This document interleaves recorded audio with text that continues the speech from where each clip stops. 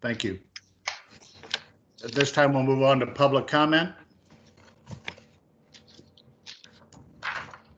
I don't think we have anyone on here at the moment.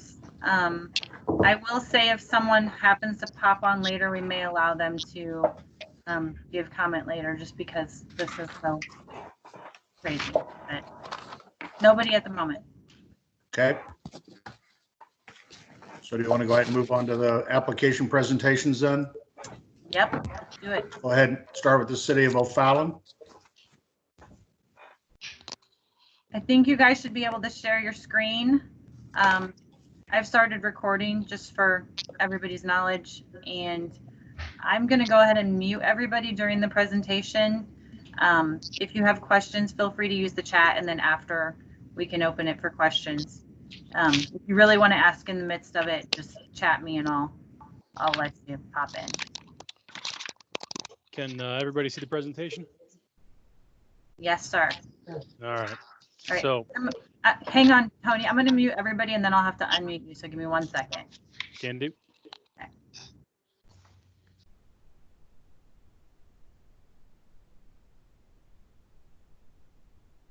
Oh, I can't do that.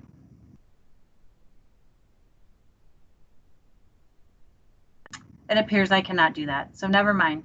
Everybody mute yourselves and I'll unmute everybody. How do I unmute? Oh, Lordy.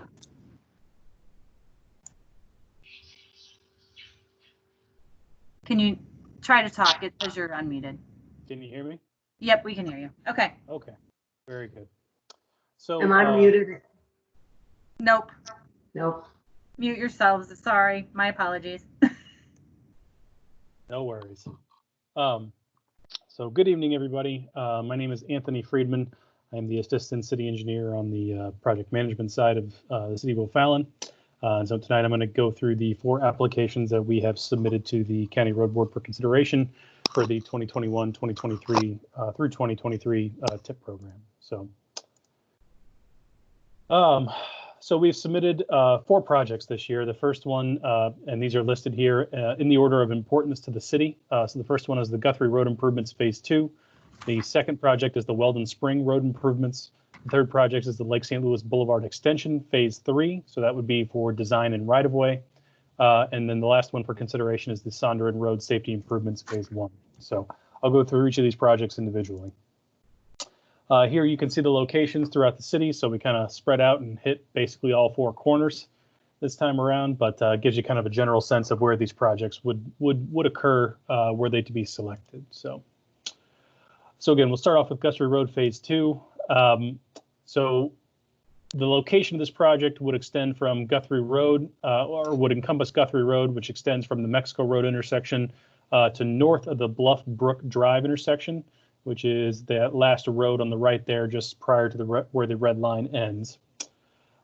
So we were approved for funding to realign Guthrie Road to ease some sight distance and safety concerns and to signalize the intersection of Mexico and Guthrie. So that was Guthrie Road Phase 1, which was approved by the County Road Board last year. So the scope of the project in Phase 2 is going to be increased to cover some of the following items. So we're into preliminary design at this point, and we had somebody out there and did some kind of initial borings around the area where we were going to realign Guthrie Road and sort of the projected roadway alignment that we had thought that would work. Unfortunately, we encountered some base rock that was higher up than closer to the surface than what we had originally anticipated. So we project that there's going to be some overruns due to that. So we need to have some additional funds to kind of cover the excavation of that base rock. In addition to that, due to the base rock and to try to alleviate that excavation as much as possible, we're actually going to slightly realign the roadway compared to what was originally planned out in the Phase 1. It's basically just shifting it slightly to the east.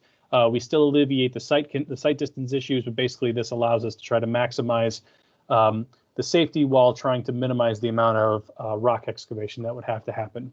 And then in addition to that, originally Phase 1 stopped basically at the intersection of Bluff Brook Drive and Guthrie Road. When we got out there, what we realized is there's another sight distance issue north of Bluff Brook, I believe, where the county takes over. And so as part of phase 2, we would also like to try and address that site distance issue while we're out there and have everything tore up anyway. So it seemed to make a lot of sense. So that's kind of what we would be looking at in terms of the scope for Guthrie Road phase 2. And again, the whole idea behind this project is to try to improve the ability of the vehicles and pedestrians to move through the area. You know, again, we have some site distance issues and safety issues that a lot of the motorists on the roadway have alerted us to, just regarding that curve. In addition to the issue that's in the roadway, basically it's a portion of the roadway that's kind of humped up a little bit. It makes it just a little bit tougher to see when you're kind of coming over the hill right north of Bluffbrook Drive. We want to install, again, some pedestrian infrastructure in the area to help aid in travel. And then we are planning on to signalize the intersection at Mexico and Guthrie Road. So the area is a big area of development for the city. It's going to continue to develop. It's kind of that border between Wentzville and O'Fallon. And so as this area continues to develop, we feel that these improvements would be a big help to those in the area. Here you can see this is kind of the preliminary plans that we have. I don't know if you can see my cursor, but basically Bluffbrook Drive is the small spur that's shown on the south side of the road there. And this is basically kind of a right-of-way set, but basically this encompasses the additional area north of Bluffbrook Drive that we would try to deal with that additional sightline issue. It's kind of a confusing drawing, but just to kind of illustrate it, where we're talking about in terms of how far we would be extending those project limits. So here's some photos kind of as you drive through. And then here would be the pricing breakdown. So we'd be looking for an 80-20 split with county. The total cost of the project is estimated at $2.335 million just for phase 2, and we'd be looking to split that 80-20 with county.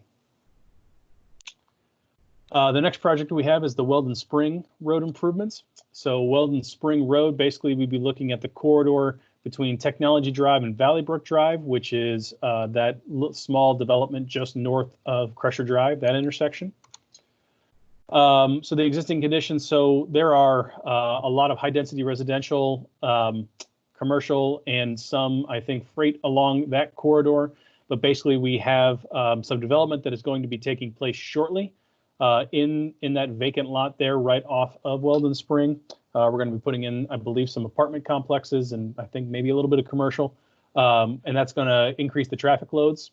So the existing roadway has deteriorated and the existing sidewalk is not in compliance with ADA standards in that area. So the improvements for this project would basically be widening out Weldon Spring Road into a new 3-lane road, 39 feet wide, full concrete pavement cross section with an adjusted profile, installing a roundabout at the intersection of Crusher Drive and Weldon Spring to try to accommodate that traffic growth and help better facilitate movement through the area. Right now it's a 4-way stop. Installation of pedestrian improvements. So we would want to do a 10-foot wide path and a 6-foot continuous sidewalk along each side of Weldon Spring to help basically residents in the area and any pedestrians in the area to help access some of the commercial that we have in that area, and also install some drainage improvements. And then we would be looking at some safety improvements like high visibility crosswalks where that would be applicable to help motorists better be aware of their surroundings and help pedestrians basically to cross the road in areas where they need to. So by installing that roundabout, we hope to help traffic move through the area a lot more efficiently. The 4-way stop, again, as this kind of has developed over the years, has become not insufficient, but it is not the most efficient way that it could move traffic through there. So, and then again, to improve our pedestrian infrastructure, because we're all about walkability and bikeability in O'Fallon. And so we want to make sure that that's safe and also help people get around as much as possible without vehicles where possible. So here are some of the concept plans that we have. So Crusher Drive is the kind of north-south road, and Weldon Spring would be the east-west road plan. On this particular case, you can see the north arrow on the bottom, but essentially it would be replacing this 4-way stop with a full roundabout. It's also going to require some kind of regrading of the roadway, kind of reconstruction to help deal with the approaches to that. But again, we feel that this would be a warranted improvement in the wake of the coming development of that piece of property, which is, again, installing some kind of high density apartment living, and I think a little bit of commercial in that as well. So things are definitely going to be happening, and people are definitely going to be coming into the area. So it would be good to be able to make those improvements now. And again, so this is the photo on the left is the photo of the existing Crusher Weldon Spring Drive intersection. And then the photo to the right is just south of that, where it transitions from a concrete to an asphalt street. You can see that there's, again, we've had some kind of issues with the roadway in terms of deterioration that we'd like to try to fix as part of this project. And then you can see the sidewalk on the right, where we'd be fully extending that all the way out to Crusher and beyond, again, to help facilitate pedestrian movement through that. So again, for this one, we'd be seeking an 80-20 split with county. Total cost for this project is estimated at $2,610,400. You can see the split there. And so, yeah, that's basically a summary of the Weldon Spring Road Improvements Project. The third project we're looking at is the Lake St. Louis Boulevard Extension Phase 3. So this is sort of in conjunction with the St. Charles County petition for the exact same thing. So as you can see, the idea here is to extend Lake St. Louis Boulevard down to the connection between Dyer Road and Highway DD. Effectively, the St. Charles County would be responsible for a portion of it, and then the city of O'Fallon will be responsible for the portion of it. And effectively, ours is between Paul Renaud Boulevard to the tract just north of the DD Dyer Road intersection. So that'd be what the city of O'Fallon would be responsible for. And on this, again, we are only seeking, at this point, we're only looking at funds for design and to procure any right-of-way that would be involved in this. This would not be for construction. So essentially, this is one of the concepts. So again, they're looking at ultimately replacing the intersection at Dyer Road and DD, I believe, with a roundabout, and then extending Lake St. Louis Boulevard down to hook into that new reconfigured intersection. So St. Charles County would be responsible for the portion of it that, again, that is basically just south of the Preston Wood subdivision. And then the city of O'Fallon will be taking responsibility for everything north of that. So again, right now we're just looking at design and right-of-way. We estimate this right now at a total cost of $300,000, where again, we'd be looking for an 80-20 split with county on that as well. And here you can see kind of the cost breakdown. And then last, we would be looking at the Sonderen Road Safety Improvements Phase 1.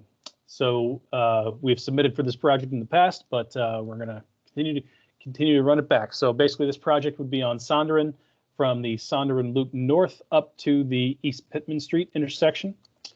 The intention here is that ever since the South Outer Road has kind of come online via I-70, we anticipate to see an increase in Sonderen Street. I actually haven't been able to take counts out there lately with the COVID-19 crisis, but it has seen more traffic now that the Outer Road kind of connection is there. So the idea here would be, again, we're applying for design right-of-way and construction funds.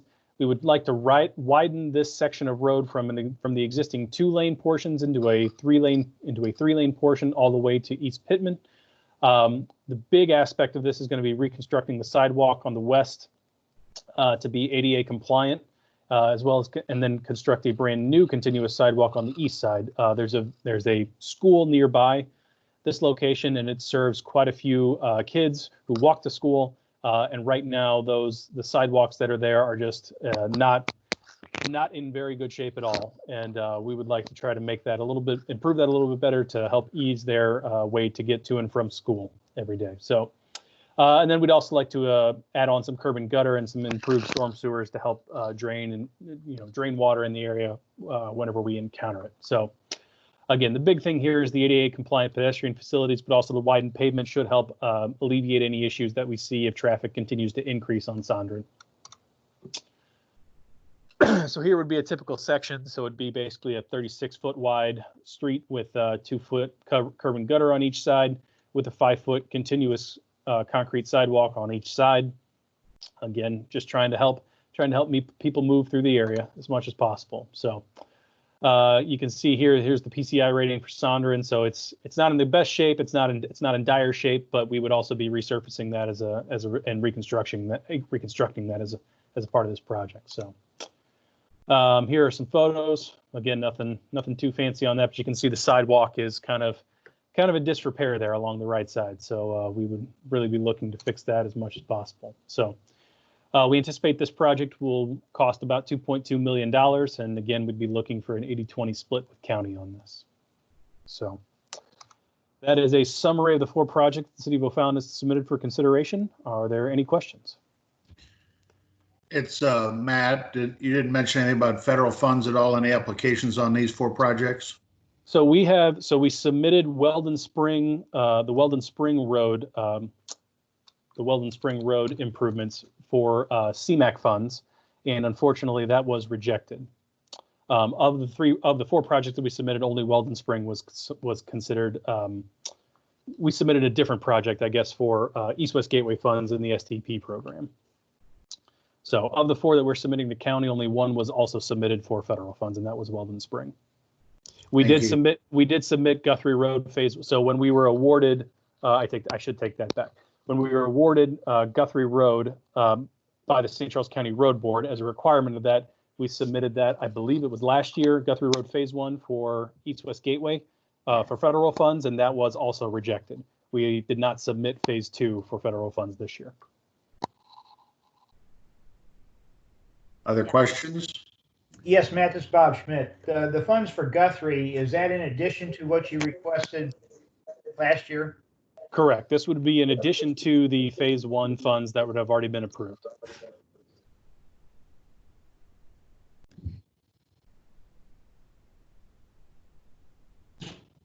All right, if there's nothing else from the road board, Mr. Dienoff got on the meeting a little late and asked if he could do a public comment, and like I said, I will go ahead and respect that since this is a weird new system we're all still getting used to. So if you're there, Mr. Dienoff, you want to go ahead?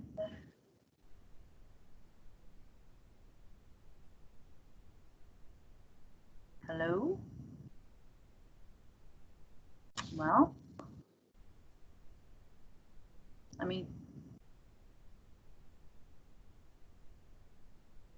don't have you muted, but we can't hear you. Can you hear me now? There you are. Okay, sorry about that. No worries. Thank you very much for the road board. I just wanted to make a comment. The first one is I wanted to talk about the county road board budget. Because of the uncertainty of economic conditions of the state and the county, and I think we're going to foresee less money from East-West Gateway and from the state of Missouri Department of Transportation. I would ask that you recommended the county council reducing temporarily the county road board budget by 22 to 25% because of the decline in sales tax revenues. The other thing is the city of O'Fallon is asking for Sonderen Road improvements. I don't agree with that project. I agree with the other 3 projects they want to do, Guthrie, like St. Louis Boulevard, and especially Weldon Spring Road, because that's been neglected for 5-6 years. We need major road improvement. But however, the Sonderen Road improvements, it's not warranted or necessary. It doesn't benefit the regional road travel going towards other communities. And so I would ask you to turn down the Sonderen Road project. It's a project to be paid for by city resources and city capital improvement fund. And Mr. Chairman and Mr. Powers, those are all the comments that I have. All right. Thank you. You were kind of hard to hear, but I think we got the gist of that. So we'll go ahead and move on. And I'll address the comments about the sales tax and the federal funds at the end of the meeting in new business. Okay, so let's move on to the city of St. Peters.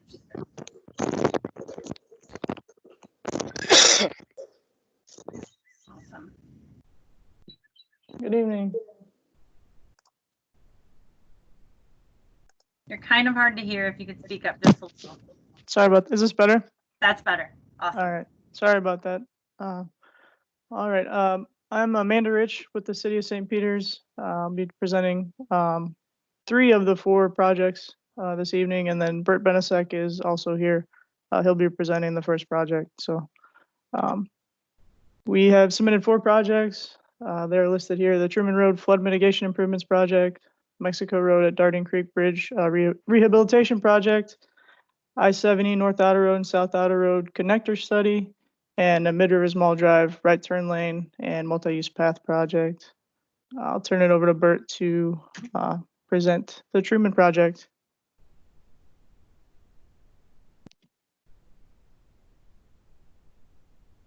Unmute myself here. Okay, thank you guys. Thank you very much for the opportunity to speak tonight. I'll be, like Amanda said, I'll be presenting the Truman Road Flood Mitigation Improvement Project. As you know, last year the Mississippi River flooded, and there was significant flooding on Truman Road. The roadway was closed for more than 60 days, and actually closed in 2 different times due to flooding that occurred, or Mississippi River flooding. Amanda, if you could advance to the next slide.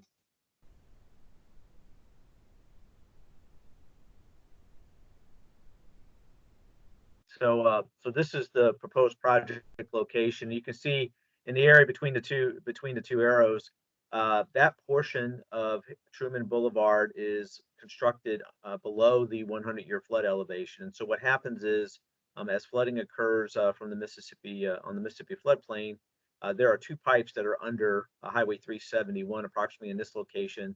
Another is a conveyance for Sanford Creek. And so as floodwaters rise, those waters will flow along Sanford Creek, and that backwater it makes its way through the drainage system and collects in this low point here. I mean, if you could flip to the first road profile. So this is just a profile of existing Truman Road, and can you see my cursor? Probably can't. If you the line on the bottom there is the existing grade of Truman Road. So on the to the left of your screen there, where you kind of see it looks like a little at the crest of the hill. That is the railroad crossing underneath Truman Road. And as you go down the hill, you're heading north. As you're heading towards the right of your screen, heading towards Highway 370, the road really starts to fall. The grade of the road really starts to fall and falls below the 100-year flood elevation. These are plans that the city of St. Charles had prepared to reconstruct Truman Road, that portion of Truman Road, and actually raise it above the 100-year flood elevation. In order to do that, there was approximately 10 to 15 feet of fill required. This was part of phase 3 of the Harry S. Truman reconstruction project. After the flooding that occurred in 2019, the city and the city of St. Charles got together to look and see what improvements were possible. And we actually looked at these plans and said, okay, what if we just reconstructed the portion of the roadway that's under, below the 100-year flood elevation?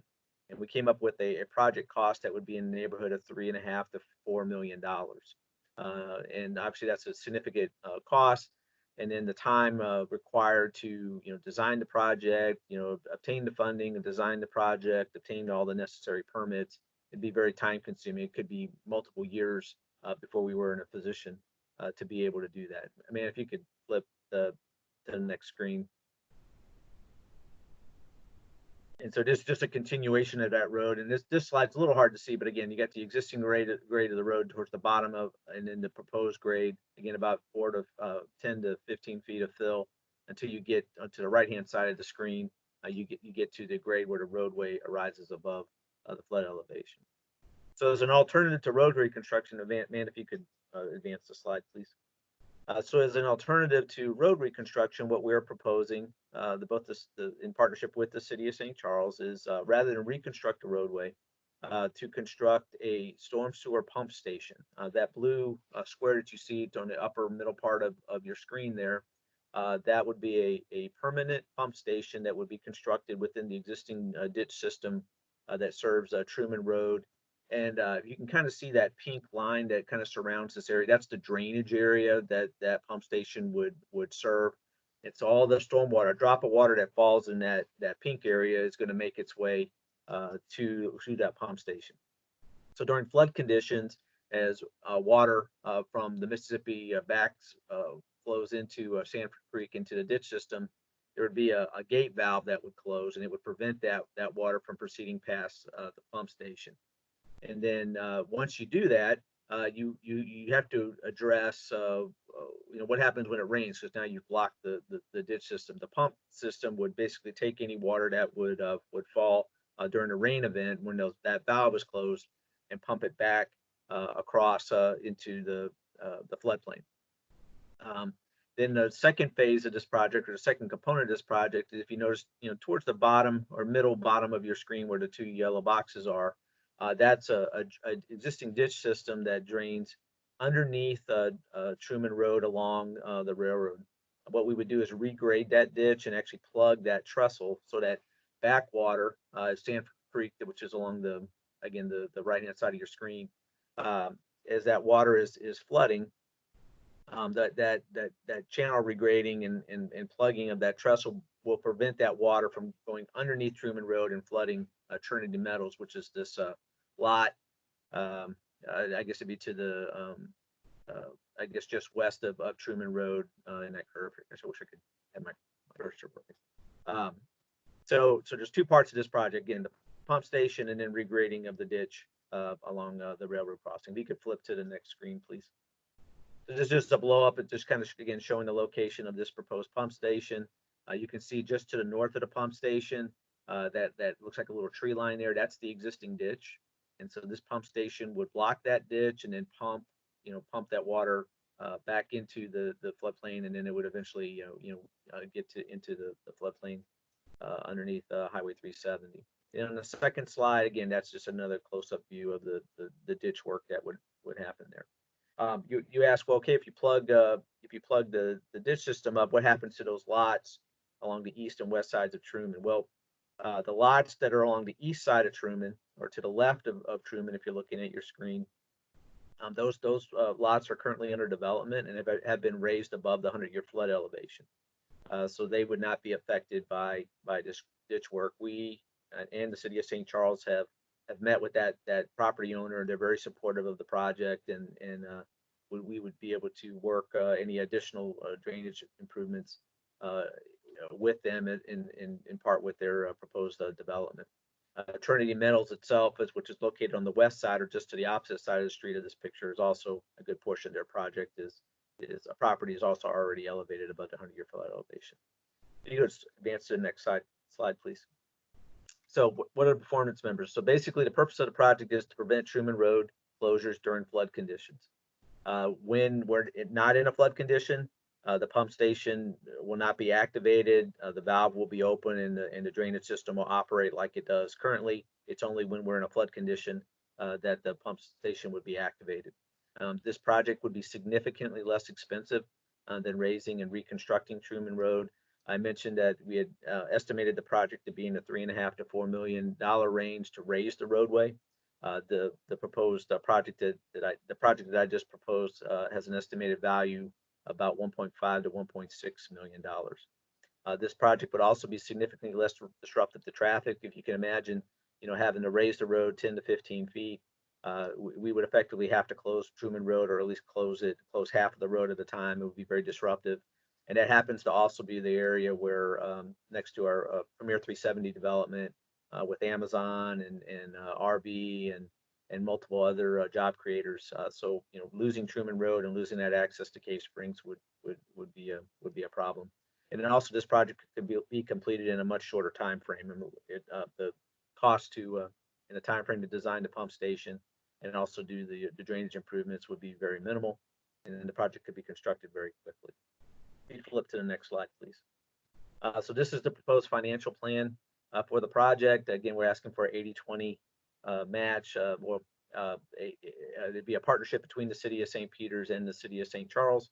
So we would split the matching funds associated with it.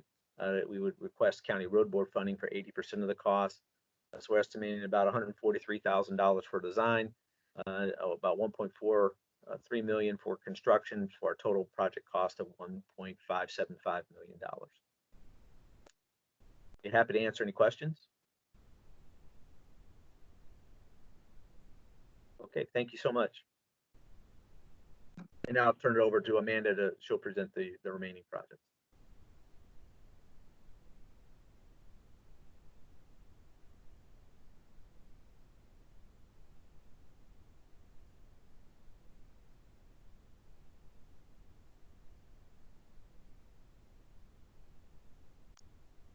The second project that we're presenting is Mexico Road at Dardenne Creek Bridge Rehabilitation Project. This bridge is located along Mexico Road between Salt Lake Road and Mid-River Small Drive. It's just east of West Sunny Hill Boulevard. The bridge is 228 feet long and 60 feet wide.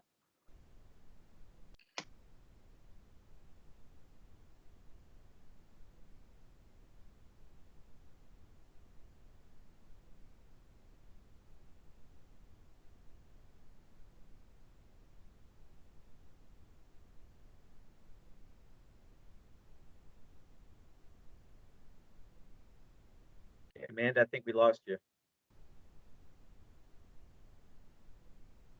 All right, I don't know where you lost me at, but well, here we go.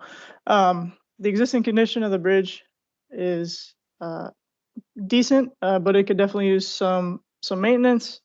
As you can see here, there is on the northwest, on this the upper left-hand picture, we've got a cracked wing wall that needs some addressing. We've got some erosion around the bridge, around the wing walls, around some of the base of the bridge. Some of the erosion protection is damaged. The bridge has some small surface cracks, multiple sidewalk pop-outs and settlement.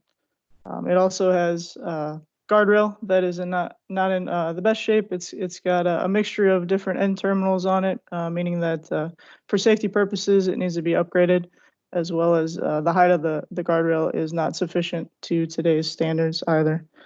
The bridge approach slabs have shoved into the bridge.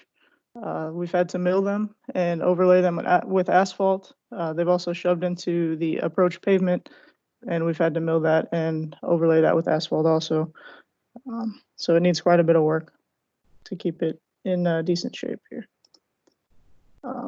So the project scope is to upgrade the guardrail to meet the current safety standards, replace the damaged sidewalk, replace the rusted chain link fence fabric, replace the approach pavement and approach slabs, repair the cracked wing wall, clean, extend, and repair drainage system, install riprap and epoxy polymer, the overlay or the deck, and that will seal up some of that surface cracking and allow the deck to last us quite a few more years longer. And so the performance measures for this project are to extend the useful life of the bridge, improve the structural rating, upgrade the guardrail to the current safety standards, and then upgrade that sidewalk to meet current ADA standards. And these things are very important because this bridge, it's on Mexico Road.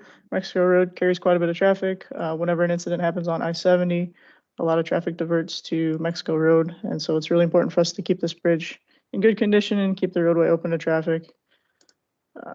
And for this project, we are proposing 80-20 split between the county and the city for about $450,000 county and about $112,000 city. Design will be in 2021 and construction in 2023. Third project is the I-70 North Outer Road and South Outer Road Connector Study. These outer roads between Salt Lake Road and Mid-River Small Drive are discontinuous, as you can see in this picture here. In order for vehicles to travel from one side to the other, they have to get on I-70. That adds additional congestion to the already congested interchanges. So it's important for us to be able to connect these two. You can see here on the north side, there once was a bridge. There's no longer a bridge connecting that. Therefore, you can't travel between the two. You either have to go to Salt River Road or hop on I-70 to get where you need to go. And on the south side, there never was a connection. Currently, the St. Peter's Golf Course is right there along the south side. And there's also, that creek continues north-south. So it's another obstacle for us to get past.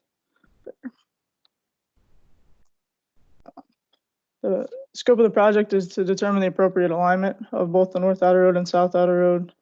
It's very important for us to be least impactful to businesses, the golf course and the residences along that area.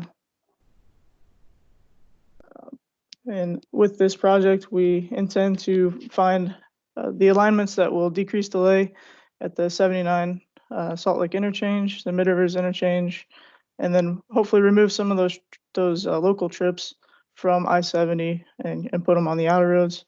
This will, create better access for the businesses along those roadways. It'll create a lot more pass-by traffic for the businesses that exist along those roadways, which will hopefully, benefit those businesses. And it will also, will plan to accommodate the future traffic volumes for those roadways if they are connected. This is a 80-20 split. Like I said, this is a study, 80-20 split with 240,000 county, 60,000 city. And the last project is the Mid Rivers Mall Drive right turn lane and multi-use path. We previously presented this project.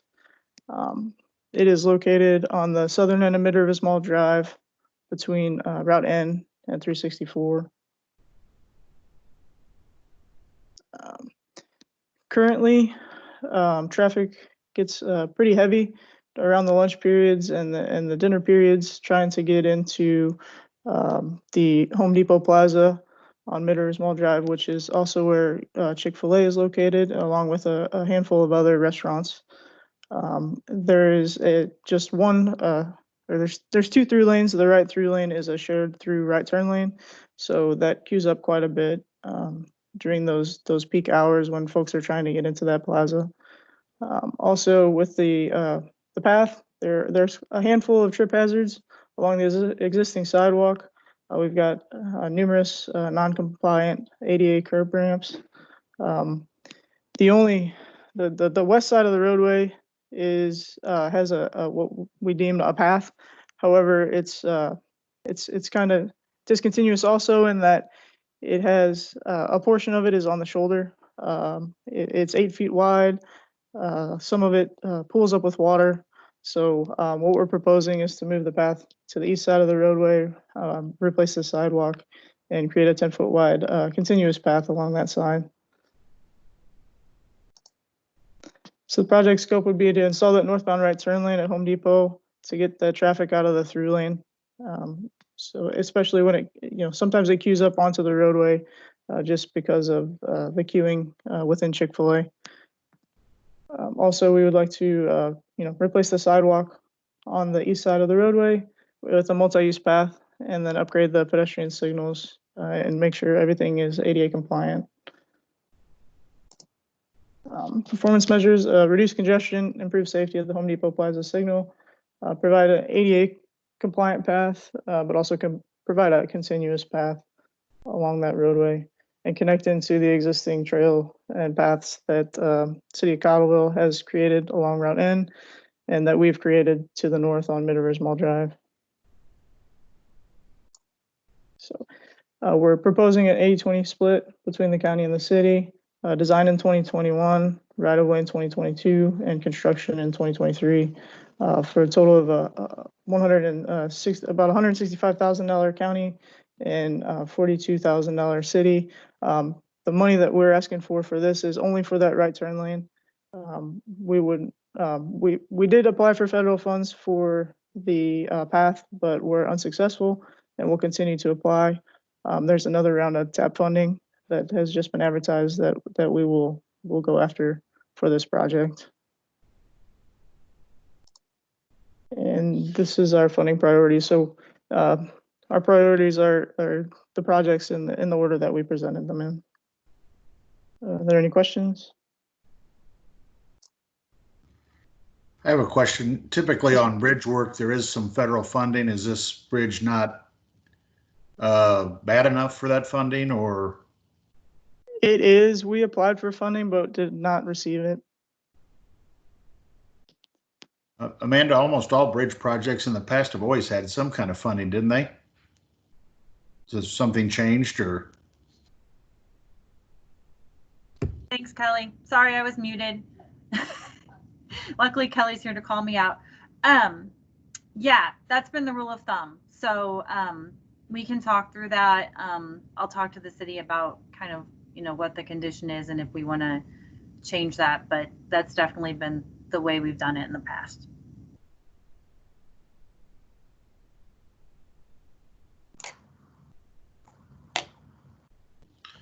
Any other questions?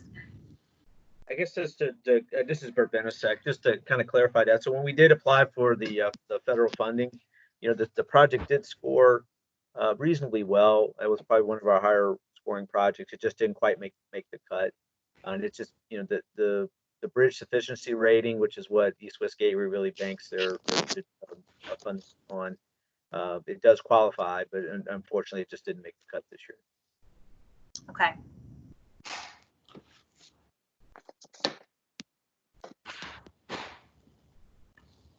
All right. Any questions for St. Peter's? If not, we move on to the city of St. Charles.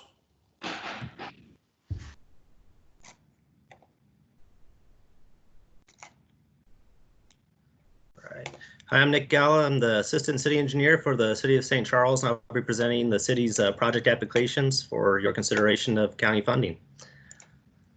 The city has 6 projects this year. The first 5 are the traditional county award board applications, and the last one is an economic development application, which is actually the next item on the agenda tonight. The projects will be presented in the order of priority. Except for the economic development, that is our highest one. I just put it last because it was later on in the agenda. The city has done very well this year with the outside funding. So most of these projects have outside funding except for the study. And really 1.4 million in county funds will is what we're requesting for the first 5 projects. So I'll go into more detail. The first project in red is the Hawks Nest Drive Rehabilitation Project. The second project's our 2nd Street Reconstruction Project. The third one, kind of in magenta, is the Zumbchl Road and Ipswich Lane intersection improvements. The fourth one in yellow is the transit parking underneath I-70. The 5th one in green is the Droste Road extension study. And the last one in blue is the Riverpointe economic development application. So the Hawks Nest Drive Rehabilitation Project will fix the pavement along Hawks Nest Drive from Zumbchl Road to West Clay Street. The pavement is in poor condition. There's severe cracking, potholes, slab displacements. There's some dead-end sidewalks. There's no bike facilities currently on the along the shoulders. There's also a traffic signal at Plaza Way that kind of blends into the background. One of our improvements will be adding these reflective black back plates that helps make those signals pop and more visible to see for drivers approaching the intersection. So the proposed improvements from Zumbchl Road to Falcons Way, we're doing a full depth pavement replacement. That pavement is in very poor condition. Between Falcons Way and West Clay Street, the pavement is not as bad. So we're going to just be replacing slabs that have 2 or more cracks, which is about 10% of that pavement area. And the bridge approach slabs are in very poor condition, so we'll replace those. As part of the project and with the federal funds that we've received, we're putting in a shared use path up to Falcons Way that's going to be on the east side of the road. I kind of sketched in a kind of a rendering here. So the red area is where the shared use path would be. As you go across Falcons Way, this is where we transition to bike lanes on shoulders. So today we've got some shoulders out there. We're able to just utilize that same space to put bike lanes on it. And then in the background here is that traffic signal at Plaza Way where we'll be adding those reflective backplates. This is kind of more on that concept plan. So the highlighted area in this magenta, pink, purplish color, that's the full depth pavement replacement from Zumbchl Road to Falcons Way. And that shared use path will be on the east side of the road up to Falcons Way. And then the pavement preservation where we're going to replace just the broken slabs is kind of in this orange area here. And then the bridge that's over I-70, that's in good condition, but the approach slabs are in pretty poor condition. So we'll have we'll replace the slab and the barriers that are along the roadway there on either side of the bridge. This project does have federal funding. We received $2 million for construction. So we're requesting to split the remaining funds, so $500,000 from the county and $500,000 city funds. Our next project is 2nd Street Reconstruction, another pavement rehabilitation project along 2nd Street from Boonslick Road to First Capitol Drive. This is an asphalt road. It's in pretty poor condition. We've got rutting in the pavement. There's potholes. We've got some severe cracking. The city actually did some water main improvements out there a couple years ago, and we found that the pavement was only 4 inches thick in some areas, which is probably a good explanation for why we're seeing the rutting out there.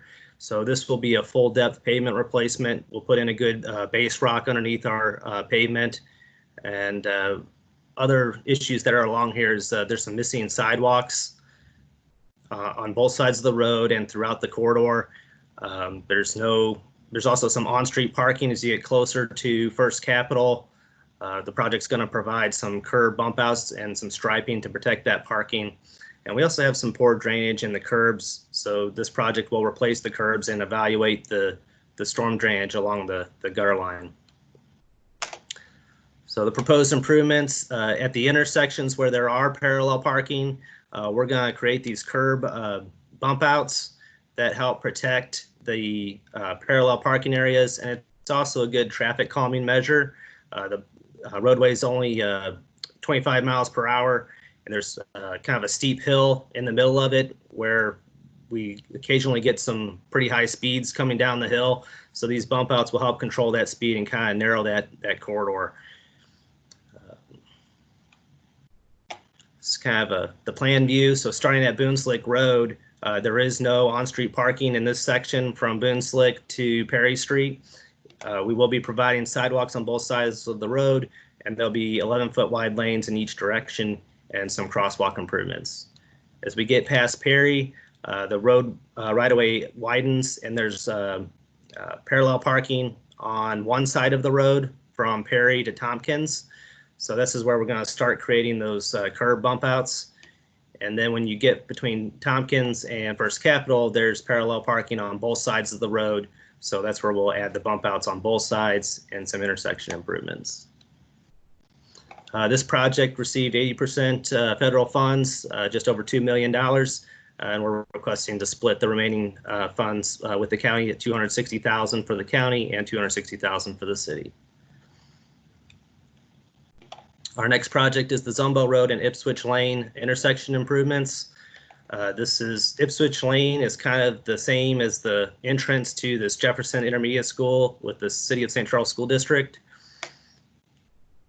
Today, we see a lot of congestion at this intersection, especially during the school drop-off and pickup times along Zumbchl Road. Sometimes it backs up all the way to the Droste signal, which is kind of in the background here on this first photo. There are still a lot of students that walk to the school, so the bus service does not provide service to anyone within a mile of the school. And this is in a pretty residential area, so we have quite a few students that are accessing the school on foot. Today, there's a four-way always stop at this intersection, which is causing a lot of the backups. There's no dedicated turn lanes. Everyone has to stop no matter which direction you're going, straight or left or right. We do have several accidents along here, and the current level of service for the intersection is an F. It's failing today. So our proposed improvements will be adding a new signal at this location. It'll have dedicated turn lanes for left turning movements, some right turning movements into the school. It's going to have a phase that allows a safe crossing for students that want to cross the road. And the biggest improvement is the level of service improves to a level of service of B when we analyze it through Synchro. This project also received federal CMAQ funds at $250,000, which is half of the project. We're requesting to split the remaining funds, $125,000 from the county and $125,000 from the city. We are also partnering with the school district on the improvements there and possibly some additional funding. Our next project is the SCAT transit parking under 70. This is along South Main Street, underneath the highway, and adding new parking areas. So along I-70, there are some existing commuter lots that have been eliminated or will be eliminated with the upcoming I-70 Outer Road Improvements Project. And we're going to be losing a total of 415 spaces. So we tried to find another location that we might be able to find some of this commuter parking. And this is just a great location. It's underutilized and can't be used for really anything other than parking. The city is working with MoDOT on leasing an area underneath the bridge. So we're looking at putting the parking lot underneath the structure here. There's plenty of height for the parking lot, and let me show you here. So kind of a difference, I think we presented this last year as well, but there's a few differences this year after working with East West Gateway and MoDOT. We're going to focus on just the upper lot. We have received CMAQ funding for this, so we're going to be providing 123 spaces in this upper lot here. The city is going to be adding a new transit stop in this purplish blue square, where we have an in-town route and we have an I-70 commuter route which goes to the Hanley station. So people will be allowed to park in this area, get on the bus, go to the Hanley station to go to the ball game or to work, and then there's also a bus service for any in-town routes. It also allows for parking for people who want to do carpooling. We've got good access to I-70. There's going to be signage that will point you and direct you to this commuter lot, and you'll be able to use it for either the transit system or commuter parking. With that, we are estimating that we'll reduce about 500 trips per day, and we're going to be able to recapture some of that lost commuter parking that we're going to have with the outer road improvements. So we received $424,000 in CMAQ funds. We are asking to split the remaining funds with the county at $437,000 county funds and $437,000 of city funds. Our next project is a study to extend Droste Road. Existing conditions, let me back up here. So today, we are currently constructing Droste Road from West Clay Street to Oakleaf Drive. That's currently under construction. That's kind of what this photo is here. And it's actually open to traffic now. So this portion of Droste has already been extended. There are some plans with the outer road improvements that MoDOT's going to be making on the north outer road, where we want to probably take a look at the best alignment through this area south of Oakleaf to connect to a future outer road system and to reconnect to First Capitol Drive. Droste Road today has about 12,000 vehicles along it, and we'd like to just enhance our grid system in this area. So we want to consider some other alignments through here. There's going to be a lot of impacts to the existing properties, so we want to make sure that we find the best alignment. So kind of this picture in the upper right is a little hard to see, but this in the background, that's the Walgreens that's at West Clay Street. So this is one of the areas that's going to be considered for an alignment. And then kind of in the bottom right, this would be the end of the study limits. This is the kind of Cloverleaf connection to First Capitol from Boonslick, and I-70 is kind of in the background of that photo. So the proposed study is going to look at an extension of Droste Road about 2,500 linear feet south of Oakleaf Drive. We want to consider a connection back to First Capitol, and we want to be conscious of the upcoming future I-70 improvements. So this study is going to help us find the best alignment to make these connections. It's going to consider the impacts to the property, the potential redevelopment areas, surrounding roadway connections, and obviously the construction costs. So we're asking for $120,000 in county funds, 80% of the project, and a total of $150,000. So our last project is an economic development application for our Riverpointe development. The total project here is 120 acres of development along 1.6 miles of riverfront. What we're going to be requesting in county funds is just for the phase 1 and 3A areas, it's 32 acres. And the phase 2, phase 3B future areas is 88 acres. So kind of the area highlighted in yellow is what we're going to be requesting funding for. So why is this project important? There's kind of 4 major components to this project. The first one is environmental restoration. So this project's not going to increase any flooding in this area. It's going to look at providing water quality improvements by creating a basin that can capture sediment and pollution along Crystal Springs Creek. It's going to provide some wetland restoration and aquatic habitat along the Missouri River and Crystal Springs Creek. And it's going to provide some flood relief. When the total project's done, there'll be 100 acres that will be protected from the 500-year flood. There's a huge economic benefit with this project. When it's totally built out, we're projected to generate $1.5 billion in benefit to the regional economy. We're projecting 4,000 new jobs permanently and 5,000 temporary jobs during construction. It'll provide a new riverfront attraction along 1.6 miles of riverfront, which is a quarter of the city's total riverfront. It's going to link to existing attractions that are nearby for the streets of St. Charles, Ameristar, Family Arena, and the Katy Trail. And then I want to explain maybe the flooding a little bit more. The grading that's going to be done for this project is going to be done in a compensatory manner where we're going to eliminate or remove some material to widen the Crystal Springs Creek channel and put that material up onto the bank here to protect this area and level it out above the 500-year floodplain. So it will not cause any impacts to flooding upstream or downstream or within the development. The city has currently acquired all of the property for the phase 1 area, and we are in the process of acquiring all the phase 3A area. There's just 1 or 2 parcels left that we're in negotiations with that we should be obtaining in the upcoming month.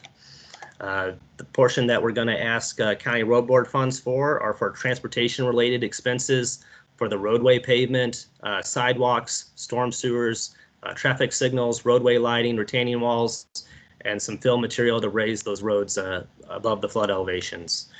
There will be some utility relocations required for this development. We're going to need to relocate some overhead lines with Ameren and the communication lines. We're going to need to relocate a cell tower. We're going to need to provide some city utilities for a sanitary lift station, sanitary sewer extensions, water main extensions, and all the utility relocations will be done with city-only funds. So the economic benefit of this project, just in the phase 1 area, the city has received and executed a letter of intent with a large office user. They are intending to start with 300,000 square foot office space, which will provide 2,100 employees. Also in this phase 1 area, we're going to have office development, multifamily development, and projected revenue in about 53 million in annual sales from various sources in entertainment, hotel, restaurant, retail, and that would equate to 1.3 million in county sales tax annually.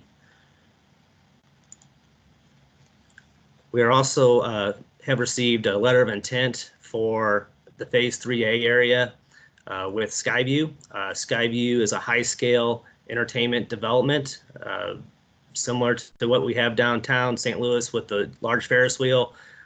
This one would provide a Ferris wheel and other types of rides. There's a similar development that already exists in Atlanta. It's called Skyview Atlanta.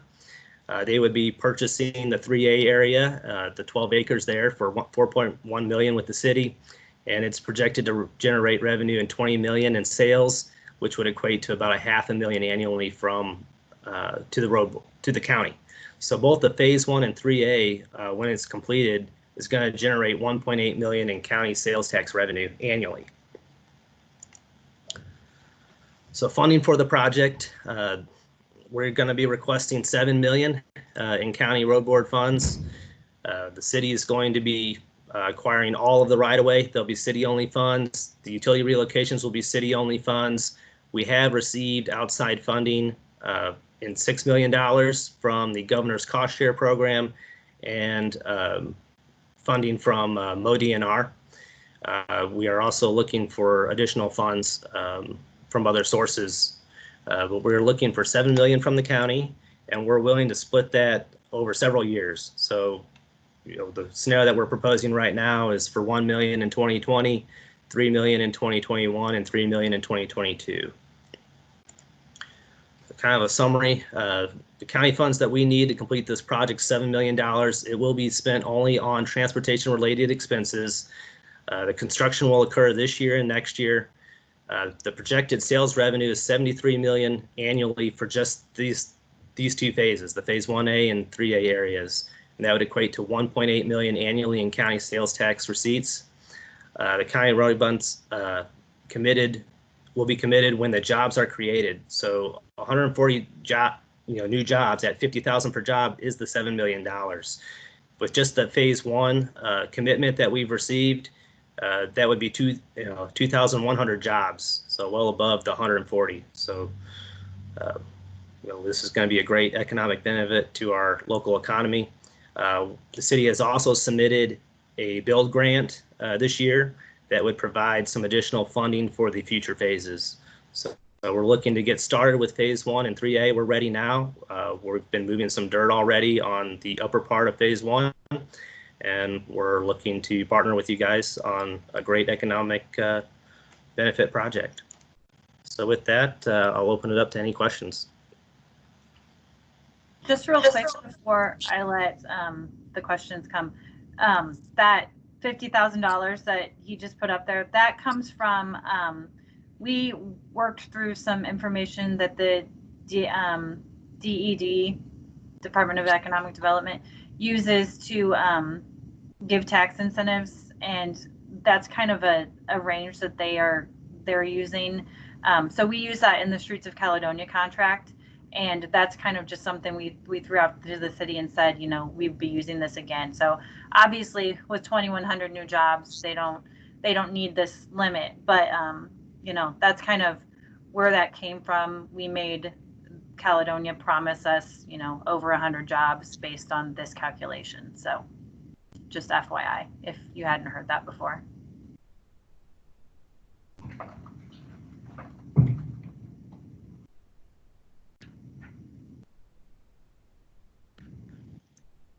Are there any questions?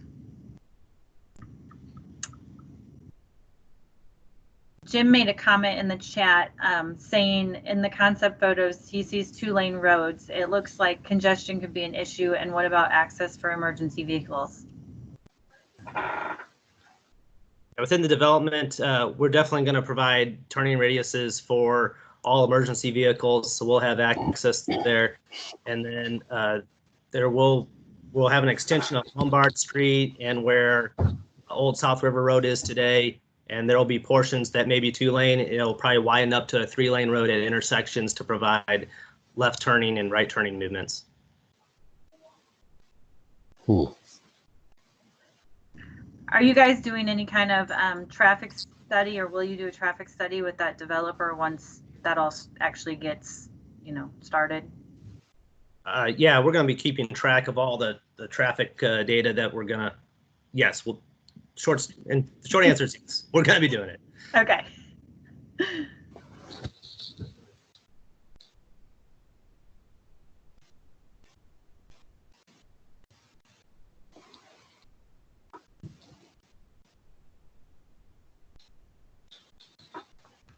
Anybody else have any questions?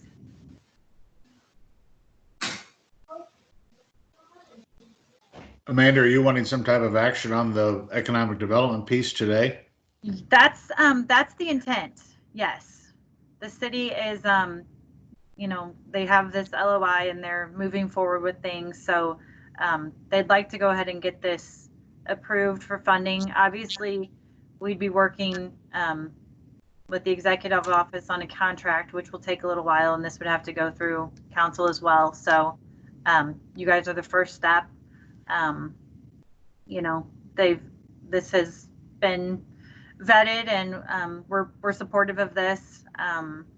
We think it's, especially with 2,100 new jobs, a pretty good deal for everybody involved. And the city is working really hard on their grant applications. As this says, they have a build grant application that they're working on, or I think they've submitted it now. Yeah, so they'll find out about that later this year, hopefully before the election. But they need to, you know, they need some funds before that to kind of keep moving forward on things. What is the build grant? It replaces the Tiger grant. It's a federal grant program for transportation related expenses that are tied to economic benefits. Thank you. I have a question. When you say 2,100 jobs, how many of those are considered permanent? Those are all permanent. Those would be new office jobs. Yep. Okay. And are those all new to the county and or region, Nick? Yes. Yes. Oh, the jobs are new, like the employees for the jobs are new to the region, or are they going to cannibalize other companies within the region? No, this would be brand new. So you're saying 2,100 new people will move to the region from throughout the U.S. to fill these jobs? Correct. Okay. Or those unemployed? Yeah, so that doesn't seem likely unless they're super high paying jobs. Right.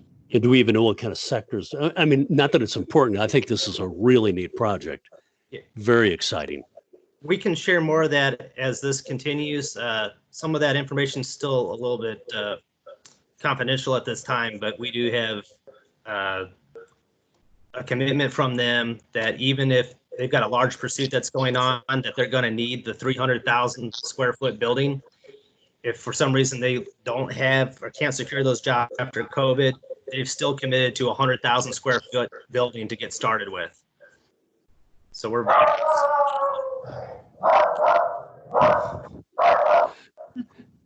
Was that a question from somebody?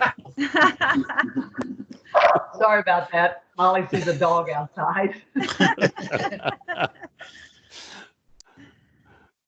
So Debbie's asking, what's the timing to solidify the large office user and have firm commitment rather than just the LOI?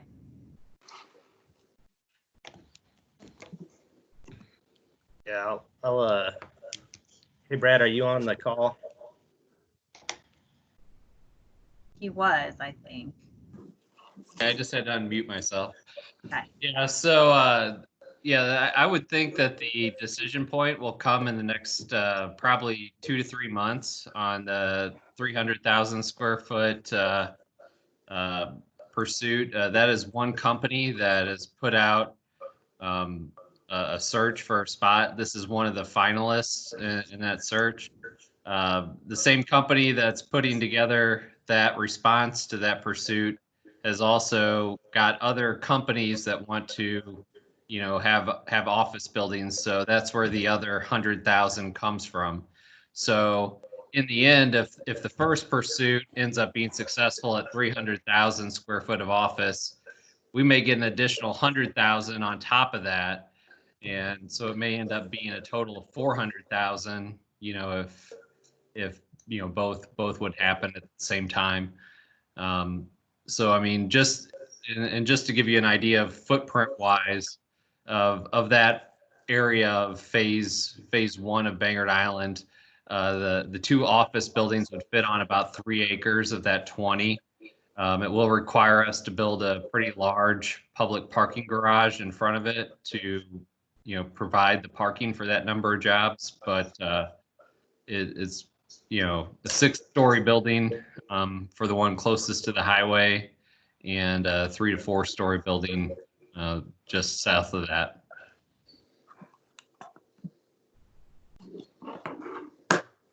And I'll just add that if, you know, there's concerns with that commitment, we'll probably write into the contract again that the funds are, you know, contingent on a signed agreement with the developer or, you know, some kind of commitment. Again, that's kind of what we did with Streets of Caledonia. It's worked out really well. It's just kind of that chicken and egg thing. The city wants to have these funds, you know, secured and committed before they can get that developer to say, yeah, okay. But they, you know, so somebody has to jump on.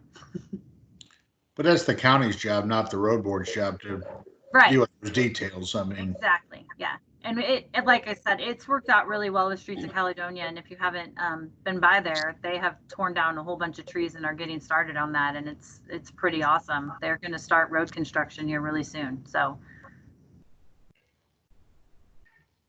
You know, my only concern, and like I said, I really love this project, but my only concern still is the flow of traffic through there. What ultimately will that look like?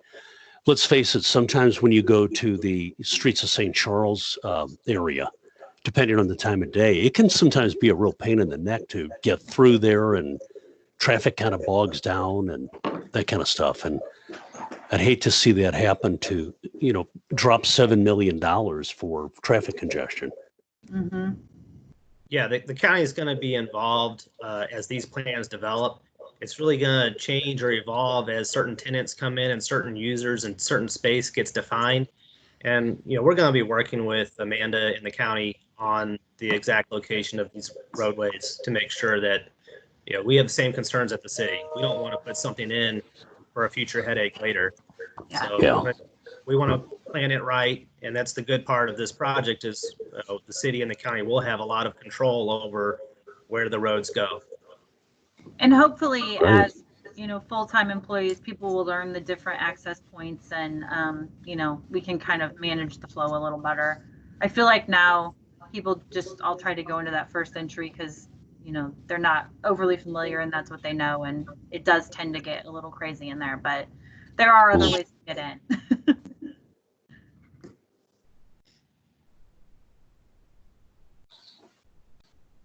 And Bob is asking if I have available funds in the economic development bucket, and the answer is yes. There is a reason I asked them if they could kind of break it out, mainly because, you know, we're worried about cash flow this year, but we do have the funds available. We also have another 2 potential economic development projects coming in this year. So I'm trying to, like, actually, I shouldn't even say this year, in the next.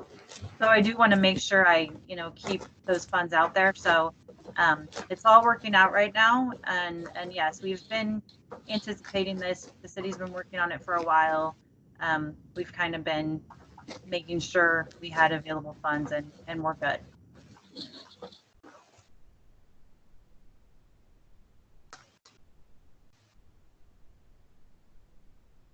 other questions?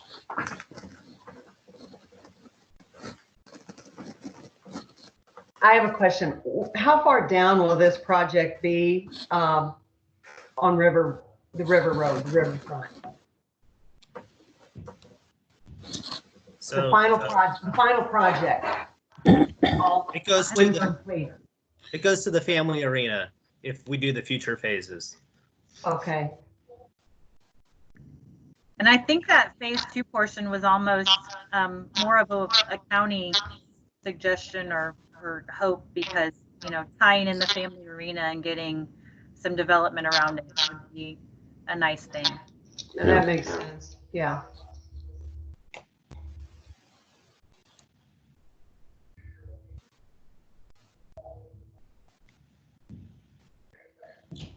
So Amanda, you're looking for a recommendation then from the board? I am, yeah.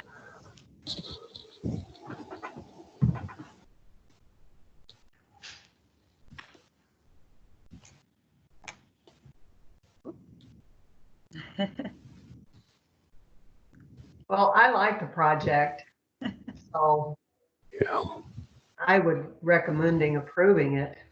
I would second that. Any discussion? Hearing none. All those in favor, signify by saying aye. Aye. Aye. Opposed? Give it a minute if anybody's texting in, so. Yeah, I've got a couple approves, no opposed. If anybody wants to oppose or abstain, please type that in so we have it for the record. Otherwise, we're gonna just put you down as you approved. I think that'll make it easiest. Okay. All right. I think that New business? that. New business. Okay. So I have the first is, sorry, I drew some stuff up here. The first thing is just kind of just something I've had. So, oh shoot, what did I just do? Okay. All right. Okay, so we've been tracking traffic volumes, and I've just kind of, I don't know that many people have seen this, but you know, it's just kind of fun things that we're doing with Gateway Greenlight, I guess. So I just thought it would be interesting to share this with you guys. This is the tracking of the traffic volumes over the last 2 months as we went through COVID. So you can see where they dropped off to, you know, 40 to 50% normal, and how they're kind of pushing back up now to about that 20% below normal range. So just something I was just, you know, I'm a traffic nerd and thought this was interesting, so thought I'd share with all of you. The next thing is the, are you seeing this chart now? It's STP funds recommendations, I think. Okay. So a couple of the cities kind of mentioned that St. Charles City did really well with STP funds, but I just thought I'd share the whole thing here. So Franklin County applied for one project for the whole county, and they have to be given that. So they got 10% of the STP funds this year. They're about 5% of the population, which is kind of usually how that's split up. So they got a little extra this year, and we got a little less than what we should. We're about 20% of the population. So this is just kind of the breakdown of the STP. And then here we did really well. Oh, that's not the right table. Yes, it is. Yeah, we did really well with CMAQ this year. We got 28.9% of the pot. You can see that St. Louis County only had, I think they only submitted 2 projects, so they got very little. And then overall, we ended up with 19% of the total for 17 million in federal funds. So it was a good year. We got a project to finish out the Maggie Road project interchange. They're getting 3 lanes, I think, all the way to, well, to Prawley, but then it is one side has them to Zumbchl. And so we actually put in for a project to complete 3 lanes in both directions up to 70, and that was approved. So we'll be doing that with the Maggie Road project now. And we got some good Gateway Greenlight projects. Obviously, St. Charles did really well. O'Fallon got a project. Wentzville got one of their CMAX funded. I think they have another project funded as well. So anyway, I will share more about that in the work session, but we did do well with federal funds this year. We're not hearing anything about federal funds going away because of COVID or anything like that. It seems like everything that's here already is already secure, and we can move forward with that. We did find out last week that the governor's cost share funds, the legislation only approved 25 million of the 50 million that had been secured last year. So we're not sure what that means, if they're going to take away some projects, if they're going to cut people in half, or how they're going to do that. But we do have a couple projects with those funds that we'll be figuring out what that's going to mean moving forward. I'll hopefully know more about that for the work session. And then I think, oh, and then the sales tax. So I talked to Bob, the finance director, today, and he had been using the number 22%. He's, I guess, maybe a little more optimistic now. He said they got the March numbers and they were actually 16% higher than March of 2019. March was partially open and there was a lot of hoarding going on. So we're not really sure, you know, what I guess it surprisingly was higher. So we haven't received April yet. He thinks it's logical to be looking at a 20% reduction for April nationwide. The retail sales in April were down 16%. So he said after he gets those numbers, he'll kind of be doing his projections in early June. So we should have those for the work session. Right now, I'm using 25% as a number just because it's really conservative and we have a lot of stuff out there that I'd hate to have to pull off of. We'll see how that turns out with the project recommendations that we kind of put forward to you guys for next month, and we can talk through that at the meeting. But I just wanted to give you guys a heads up on that. So I think that's everything I had. Can we talk about the work session? Yeah. I mean, is it possible to do something in person with plenty of spacing, or? So I think it is. So our office is opening next Friday, the 29th. It will be first floor kind of open to the public, and then the rest of it by appointment we can get you. But yeah, I was going to try to secure the conference room downstairs. I definitely think that with that, we can socially distance the road board members. We may go ahead and set up a Teams call for the cities, although we've generally kind of discouraged the cities from attending that meeting, but I can kind of talk through that with them. I'm happy to also have it set up for anybody that feels uncomfortable coming, because I totally understand that. So I think these have been going well, but I would love to see you guys in person. So yeah, if there's a good number that would like to do that, I think we can do it. I need to check with John and others, but we're doing council meetings and P&Z meetings in person now, so I can't see why we couldn't. As long as we offer the option for people to be able to dial in or call in, I think that's fine. But I think we can get a lot more done if we can meet in person. Yeah, absolutely. It's a lot easier to, especially with going through files and stuff, it'll be a lot easier for me to go through all that than having to shuffle through this screen. So, sounds good to me. Any comments from the board on that idea? I like personal meetings. Do we have a date on that? It would be June 17th.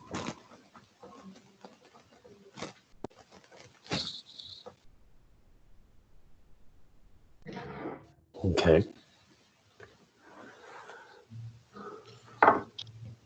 Anything else for this evening? No?